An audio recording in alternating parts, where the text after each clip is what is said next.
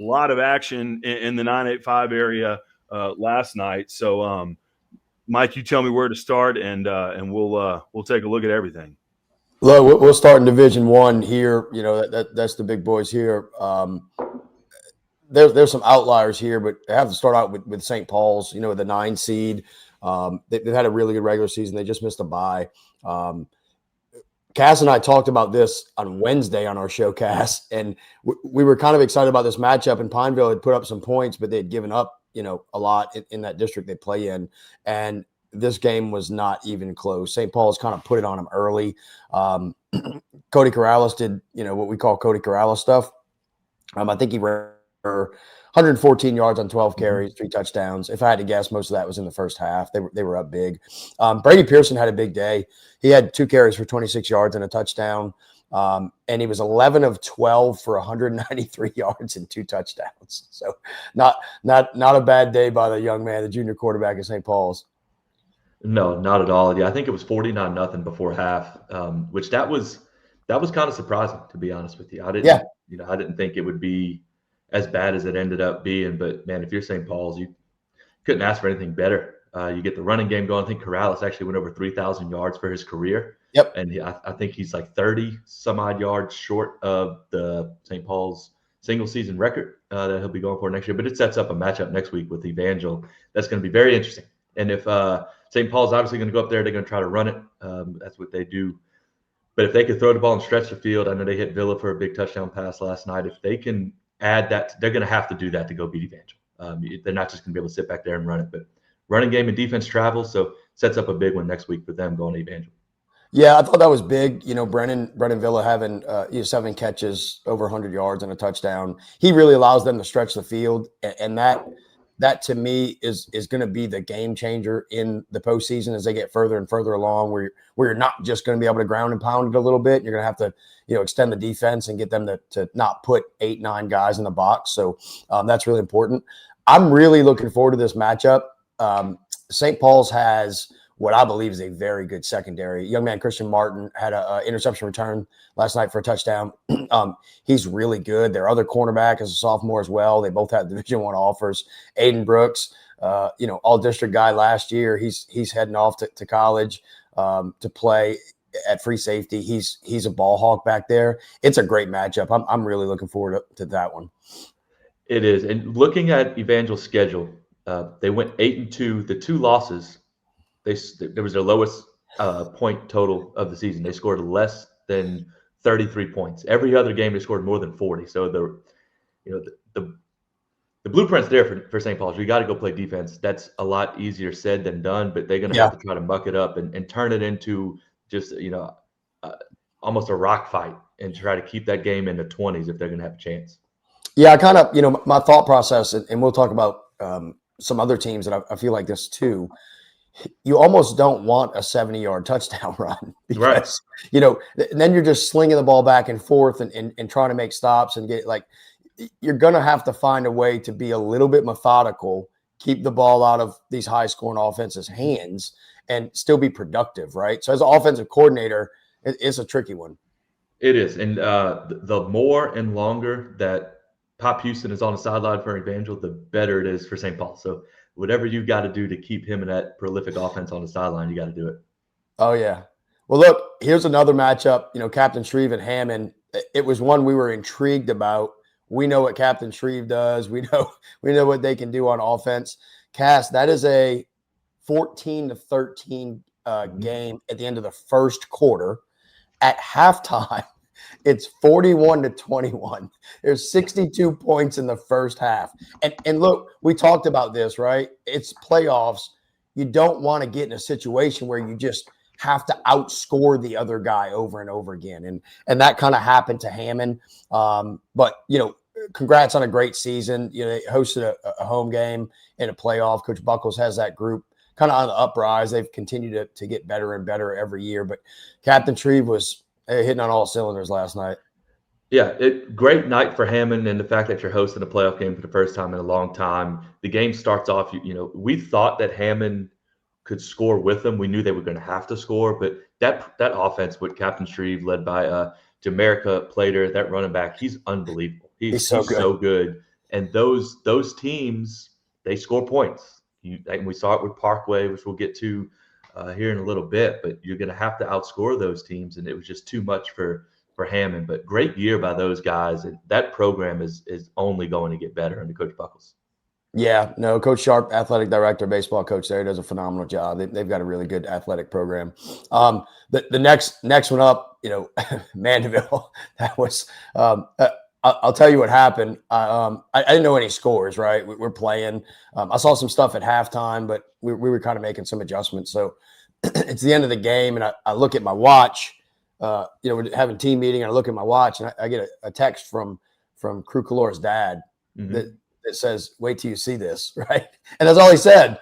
And I'm like, I can't get to my phone. I don't know what's going on. But I watched it when I got home last night, and the Skippers put on a performance, and I know we'll talk about them offensively, but defensively, that Thibodaux football team on offense is very good.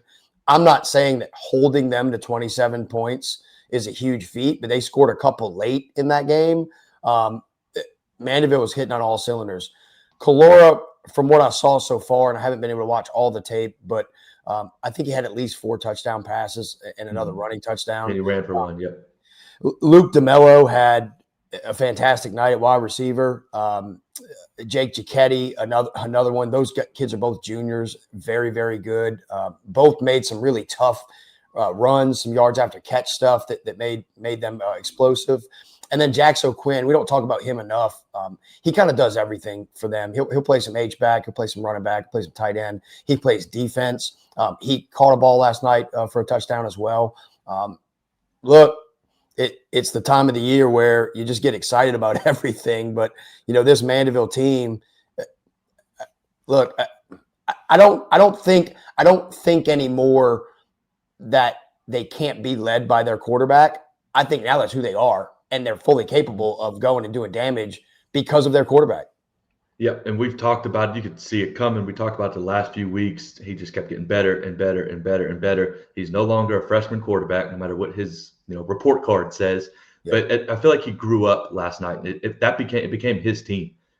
A huge win down there at Thibodaux, a team that comes in 8-2, a really good football team with a good defense, obviously a good offense. But obviously outside of the offense for Mandeville putting up points, you're right, that defense for Mandeville really played well last night. And look, they got a tough challenge next week going up to Neville. Calora is going to see coverages and looks that he hasn't seen before. Like that's just what Coach Collins and those guys do up there at Neville. That's going to be a monumental task. But no matter what happens, and I'm not saying they can't go win the game, no matter what happens, the experience for them going to Monroe and playing in that atmosphere, which I know Marshall knows all about. I coached there as a visiting team, and it was awesome. Like it's a tremendous atmosphere. They're going to get so much valuable experience that's going to help them next year, no matter how Friday night goes. But what a performance from Mandeville. I mean, we thought they could go down there and win. Again, similar to St. Paul's game, I didn't think it would look like this, but it feels like Crew Calora became, Mandeville's quarterback last night. Yeah, and look, I'll say this, Cass. I think this started maybe not even in week 8, and I'll touch on that, but I think it was after the Hammond loss, right? Mm-hmm. Sometimes, coaches hate this, and I hate it, but sometimes those late season losses help you so much more than they hurt you. The following week, they go to St. Paul's, and he has a phenomenal game. They lose by a touchdown, but he proved that he could play with the big boys. And St. Paul's, they're in that group, right?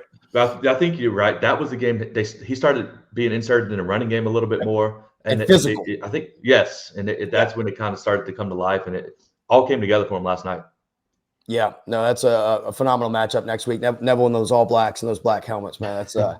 That's an exciting time. The next matchup, this one was a little surprising to me score-wise. And I know you talked about this as kind of being one of your games that you're really excited about, but Salmon goes to Zachary and just kind of gets it put on him. But I'll say this, and I talked to a reporter at the state volleyball tournament on Thursday who covers Zachary, and he said, nobody knows who Zachary is. They don't even know who Zachary is, right? Because every week it's just something different. And they've had a lot of penalties and silly things that have happened. But Zachary is a team that's really talented. They have a ton of depth, a great coaching staff. You saw what happened there. Yeah, and that's the thing. You don't know what Zachary is. Zachary at their ceiling is one of the best football programs in the state. And what Coach Brewerton and those guys have done in creating not just that football program, but everything in that school and that athletic department is top notch. And they've kind of, they had that run late 20 teens where they won a few state championships, and they kind of, fell off. They lost to Ruston last year in the playoffs. And even this year they finished 7-3, but it wasn't a clean 7-3. It almost felt like last night they kind of reasserted themselves and just reminded everyone that, hey, we're still here. We're not going anywhere. And they set up a matchup with Denham Springs next week. That Denham Springs is the 4 seed. I don't know how fired up they are about seeing Zachary there. There's some fireworks. Yes, Zachary can play to their ceiling. This is what they're capable of.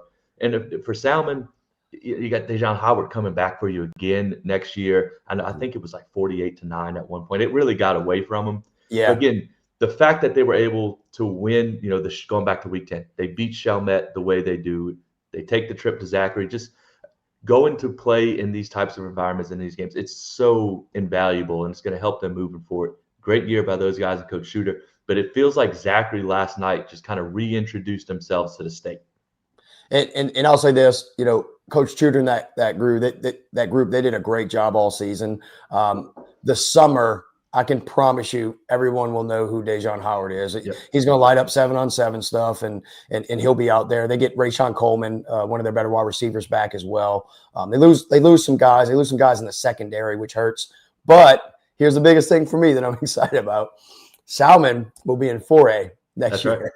Right. I think they're going to be in our district. Yeah. Yep. So once again, 7-4A. We'll talk about that later. But wild. Slidell goes to Hahnville. Don't be fooled by that score. Slidell went blow for blow. This reminded me a lot of the Warren Easton game that they had earlier in the season. Coach Page and that group have done such an incredible job. And I think about who they were last year and who they are now. And Coach Soper at Hannon talks about this. Is it better? Right? You look what Slidell did this year. Nobody wanted to play Slidell. Nobody wanted a part of that. And last night they kind of showed they were clicking on all cylinders, right? Ricky Williams had a good game at quarterback. Stanley Lang comes in, who's the backup quarterback, is also a junior. He has a great game. Carlos Flemings Jr. goes off. Jaquan Jones runs the ball. And then I have to give my big man, Jeremiah Birdlow, a shout out. He had 2 touchdowns last night. He's been hurt the last couple of weeks. He's heading to UL Lafayette as a commit there. He'll be fun to watch in college. And I think UL Lafayette's just a start for him. He's an incredibly gifted young man. Yeah, the most impressive thing what Slidell did last night, Hahnville got out to a 24-0 lead. And it was 24-6 at halftime, and Slidell comes out to start the second half. And they get it to 31-26, and it's in the fourth quarter. You're thinking they're going to go and make a play, and then Hahnville just kind of started to pull away. But yeah, that score wasn't indicative of how competitive the game got, especially in the third quarter. And we talked about the Slidell offense, Ricky Williams at quarterback, and Lang. They played both of them. Both of them played well, and obviously you have Jaquan Jones back there to hand it off to him. But this Slidell team, man, you're right. No one wanted to play them. They were so much better than what it's been, and the job that they've done with that program, it's only going to get better. But very impressive showing. Obviously there's no moral victories, and I'm sure those guys are upset, but the fact that you go to Hahnville, you go down 24-0, and then you claw back and you get within a 1-score game again, just wasn't enough.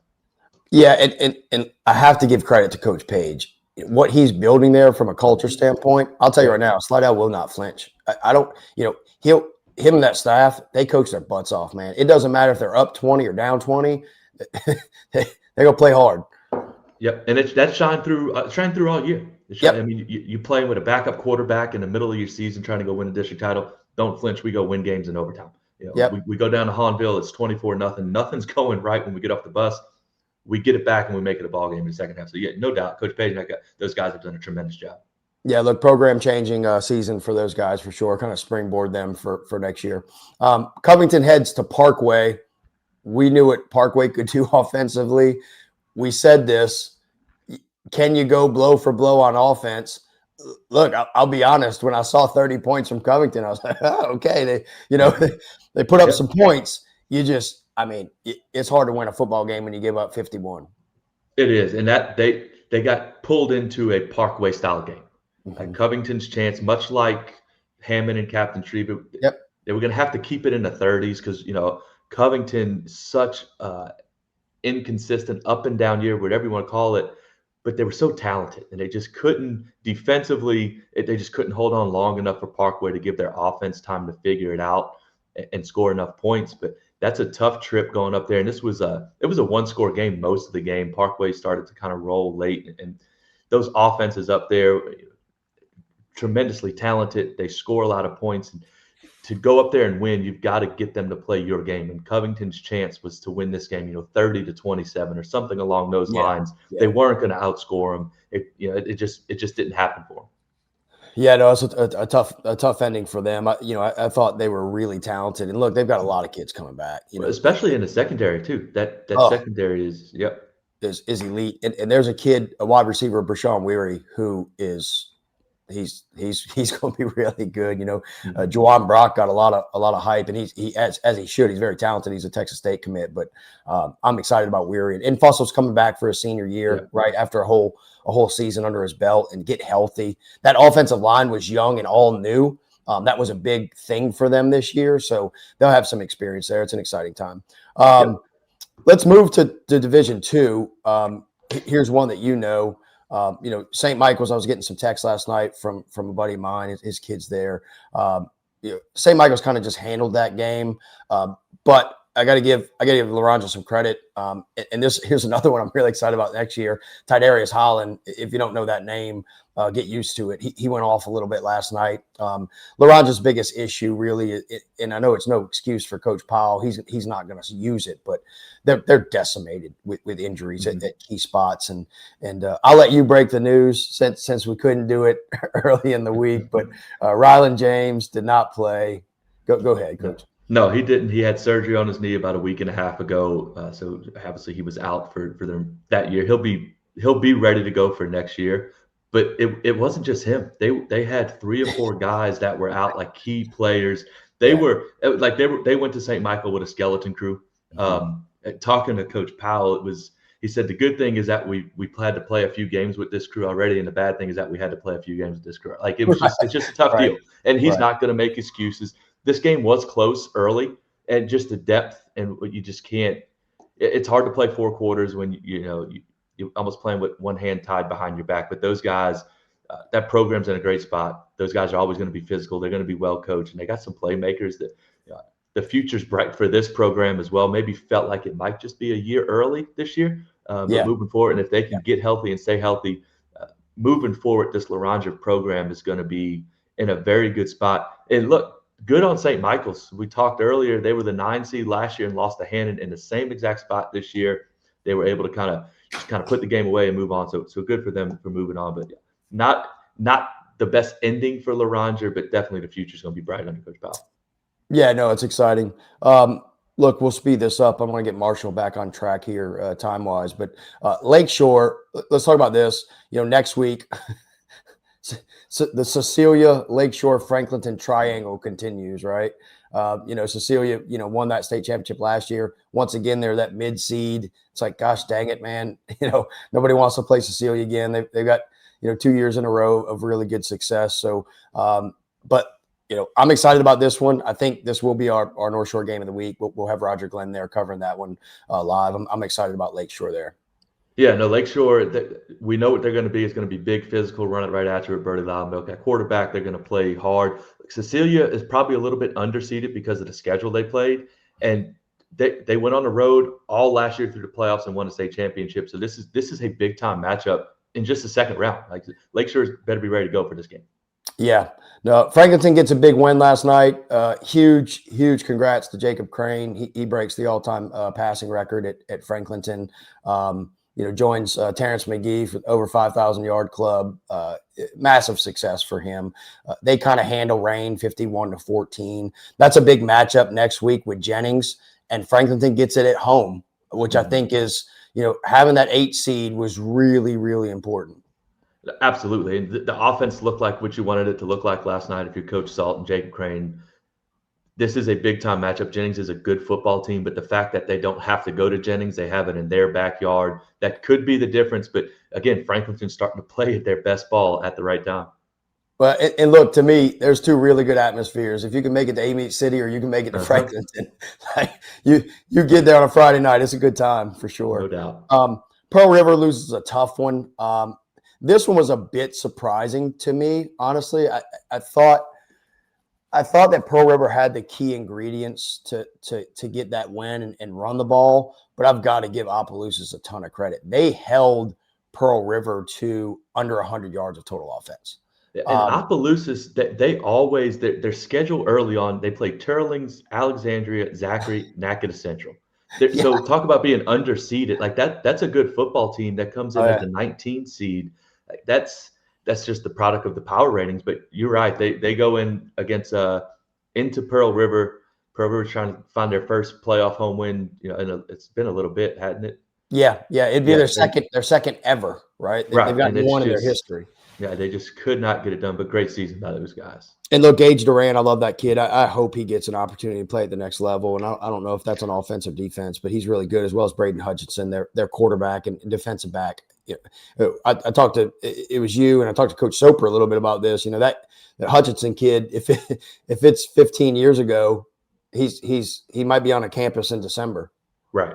No doubt. As an early enrollee. So, and then look, let's talk about this one real quick. Coach Michael at Albany. Look, Bruley, that's a tough matchup. They weren't ready for that as a program yet, but they get in the playoffs. They get playoff experience, and you touched on this.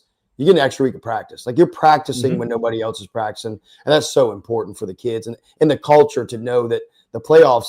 It's not a goal; it's a standard. Right. It's attainable. This is what it looks like. This is what it feels like. And that week of practice, just practicing that long, practicing for 11 weeks in a season, ends up being about 15 weeks when you add it all up. But that is huge for them moving forward. Coach Michael's doing a good job of getting that program off its feet. And now that they know what it looks like, they know what the expectations are under Coach Michael at Albany. It is to make the playoffs and go win a playoff game. Oh yeah, those kids need to know what it feels like when you expect it of them. We'll move to Division III. This was my shocker of the night. I love Pine and Coach over there. They do such a good job. Christian Williams has a couple touchdowns last night. He's going to be missed. He's been a really good one. He's a good baseball player too. But this one hurt me a little bit because I love that group. I love those kids and the program, in the community. So that's a tough way to go, when you're kind of the favorite there. But, kudos to Kaplan. They threw the ball well last night and, got behind the secondary a little bit. And that ended up kind of being what cost Pine the game. Didn't see that one coming. Obviously, the fact that they could lose a game. If you play, you got a chance to lose. But I didn't see that. I thought Pine, those guys did such a good job all year long. Feel like you wanted them to get rewarded with a playoff win. Obviously, you got to go out there and earn it. I think there was a few turnovers somewhere in there too that led to some Kaplan points. Kaplan's a good football program. They're a good football program. They're tough. They're physical. They make the drive all the way out to Pine and get a big win. Yeah, and then Jules Sumner, they're going to host Slaughter. Slaughter gets a win over Pope John Paul. I'll touch on Pope John Paul real quick, but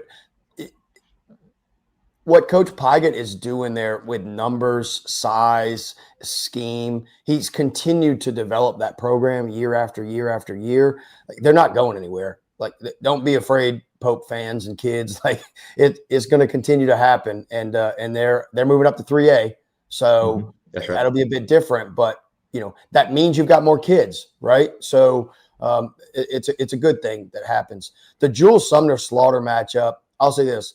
Slaughter just saw a unique style of wing tee from Pope John Paul. They're about to see a completely different style of wing tee from Jules Sumner. And what I mean by that, it reminds me of the 90s. You had the Destran wing tee, you had St. James wing tee, you had South Lafourche wing tee, and they were all different, right? Coach Gailey and that group at St. James, they ran that so well for so long. They were kind of the best around. But what Jules Sumner does when they hit the edge and you don't contain or you don't force, it's over. Jamon Dyson is gone, and you're just going to see the back of number 3's jersey. Yeah, they're so fast, so athletic, and if you defensively are not in the right spot, if you get your eyes in the wrong place, it's not an 8-yard gain, it's a touchdown. That is, you'd like to think playing a team like Pope John Paul before playing Jules Sumner, when you think of running that type of offense, that it's going to help you. I don't know how much last week's prep is going to help him for this. No, and I'll say this: I love Pope's offensive line. They're big and they're physical. Jules Sumner's different. Like those guys, they're when they pull, they're quick. Like they get to their spot, and it's really good. Got to give Jeremiah Brooks a big shout out. He plays fullback. He's another one averaging 8 yards a carry. They've got 4 running backs averaging over 8 yards a carry. It's wild. And then their quarterback Eli Nealon, who I think is a phenomenal athlete. When they want to throw it, they can, and they've got some guys that can go get it. Jakari Brown is really impressive. He blocks a lot out there at wide receiver in that offense, but he'll fake a Stark block on you real quick, and he's over top. Get behind. Yeah. I think they're set up to make a run in these playoffs. Oh yeah, I really do. I love it. I love, and look, they're on the opposite side of LCA, so it's prime for the taking. Next matchup, Amite City. You see what they did to Cohen. You know Cohen well. You saw them play earlier this year. Big night for Drew Palmer last night. I think he's the key for them. They've got a lot of talent. A lot of athletes are well coached. Drew's a really good quarterback. When he's confident and he makes his reads and makes his throws, they're a different football team. He threw for 190 yards and three touchdowns last night, ran for 1. Big performance by him. Amite's going to do what Amite does. Every year, it doesn't matter. Yeah, and when you got a quarterback like Palmer and he has the night like he had last night, they're going to have talent everywhere. Like that's a given. But when you have someone calling the shots back there, pulling the trigger, that's making the right decisions, and the main thing, not turning the football over and getting it in and out of his hands and then using his legs, they're tough to stop. Very, very interesting matchup when they go to Lafayette Renaissance Charter, because Larka, as they're called, they're athletic as well. But Amite, again, it's the Amite time of year. It feels like this is, it's getting close to Thanksgiving. Amite starts winning football games. So I'm excited about this one. Yeah, I hope that whole community travels and supports that group. They certainly deserve it. The next matchup, Northlake Christian, big win over St. Louis Catholic. That game wasn't close. It broke out early. You talk about momentum in a game. It's the opening kickoff. We don't cover it well.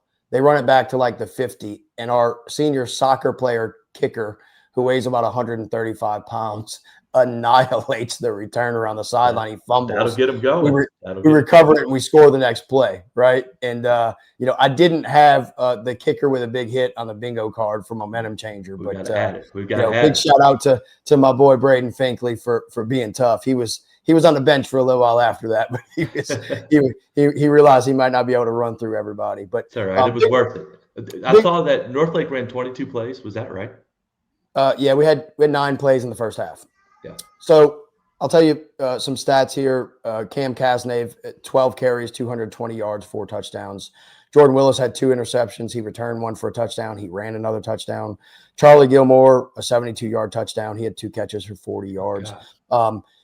The thing about Northlake Christian is they've got some guys in different spots that are guys that can really do some damage. We talked about this a little bit, and this is one of those, how do you handle it, right? Now you travel to Dunham. It's an offense that can score. Now, Northlake Christian brings a pretty good defense that's been really good all season. But Northlake's scores last night, a 45-yard run, a 71-yard run, a 62-yard run, a 2-yard run, a 53-yard interception return for a touchdown, a 72-yard run, and a 92-yard fumble recovery for a touchdown. Wow. So, it was chunks. Lots of chunks. I felt like our defense was on the field all night, but the offense just kept scoring fairly quickly, and turnovers do that. But big matchup. St. Louis Catholic. Hats off to them for coming and competing. But Northlake was firing on all cylinders. Big props to the offensive line. Those kids have really stepped up the last 2 weeks, and you're kind of starting to see that size paying advantage. They're playing a little with a little mean streak now, and that's different. Yeah, with some confidence too. And look, we're going to need it next week, and I don't have to tell you that, but that Dunham team, that Dunham offense, they've only scored less than 40 points one game, and it was against St. Charles, and that was their only loss of the year. So Yeah. with Elijah Haven at quarterback, like you know what you're getting into. But if you go out there, play with a little nasty streak, control the football on the ground, and try to push them around a little bit. And again, similar to Pop Houston at Evangel, when he's not on the field, you like your chances. So trying to keep Elijah Haven on the sideline, that'll be a big task for Northland. Yeah, and as a coach, obviously, I'll be watching some St. Charles Catholic film. But one thing, and I don't even have to turn the film on. I know who St. Charles Catholic is, right? And I know what they do. They're very disciplined, and they just do their job at every position. They don't overreact, and that seemed to work well. So, I don't know. I'm going to see if we can file. Something with LHSAA to have 12 on defense. There you go. Just put him out there until I tell you can't. Call it the D1 quarterback rule. He's a Division I quarterback right now playing us. So I'm excited about that, though. It'll be a really fun night at Dunham. The last two here, Bugaloo. So I'll say we saw this coming. It kind of happened all season. When they played some opponents at their level, they played really well. They're just not ready as a program yet, to get there, but they'll get there. And then we don't have the graphic on it. I'll update it. But St. Helena gets a big win last night. They score almost 60 points. they can score it. They've got a sophomore quarterback who's really, really good. It's an exciting matchup. I'm excited, for that group to see what they do, because that playoff matchup with where do I have them at? They got Gina. With Gina, yeah, Gina's a 1 seed, but if you can score it and you can put up 60, you got a shot. Yeah, well, and Marshall could tell us all about the Gina Giants, because they're going to do the same thing. This might be a complete shoot. It might look like a basketball score with these two, because St. Helena's got some athletes they can score. Gina's doing the same thing. So I like the over in this one. Oh, yeah. No, it's exciting. I just realized I looked at myself on the camera for the first time. I look like a referee. I'm going to have to change up an outfit. I look like a head judge here. Yeah, look, and Gina, like they can score in bunches now, but they also give up points too. So, and it's a stylistic clash, St. Helena and Gina. But I mean, that's what the regional round's all about, is who are y'all? How do y'all play? All right, let's do it. So, I mean, that's what you love about the playoffs, is these teams that may not know each other, but look, that's why we're here, so we can try to preview these as much as possible. Cass Hargis and Mike McMillan of the North Shore Prep Report. Cass is also part of the Talking Ball Y'all show. That's do that on Sunday nights and Tuesday nights. You should definitely watch that if you don't already. Mike and Cass do a really great job. The 985, 504, and beyond. So, guys, thanks so much for recapping the North Shore. And look, we'll do it again next week with absolutely. Hey, Marshall, real quick. We've got 2 volleyball teams playing the state championships today, SSA and Slidell at 4:30 and 7 o'clock in Lafayette. Those are 2 really good programs and good coaches. So we're looking forward to keep representing the North Shore, man. Yeah, great tournament in the Cajun Dome. So follow North Shore Prep Report for some volleyball action taking place this weekend. Thanks, guys. We'll talk to y'all next week. Thank you, Marshall. Thanks to Cass Hargis and Mike McMillan of the North Shore Prep Report, helping us recap